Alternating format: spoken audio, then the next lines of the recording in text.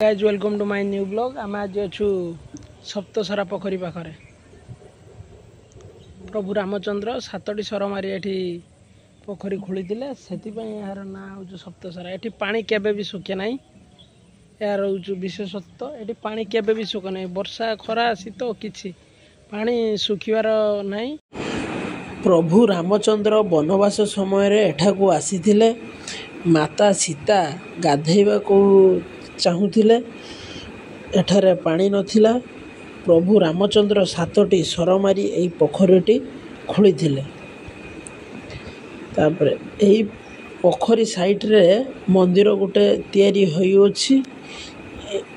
एई मंदिरटी प्रभु रामचंद्र एठारे अवस्थित रहिबे। एई पोखरीर विशेषत्व होउछि आज पर्यंत एठारे पानी सुखे नहीं। खरा वर्षा शीत कौनसी समय रे पानी सुखे नहीं। एठारे प्रभु रामचंद्रकर मूर्ति होई अछि।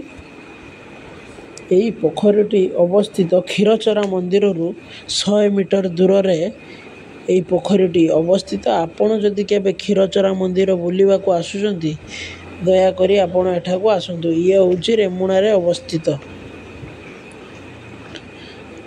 एई पोखरीर विशेषत्व पानी केबे भी सुखे नहीं। प्रभु रामचंद्र 7टी सर मारी एई पोखरीटी खोली थिले, सेथिपई एहार नाम होउछि सप्तसरा। एई पोखरीटी बहुत आग जाइथिला, एबे पोती हेलानी आ अल्प किछि अछि, परं जेतिक अछि आज पर्यंत पानी सुखे नहीं। मंदिर एपटे अछि, प्रभु रामचंद्र पई मंदिरटी होउछि।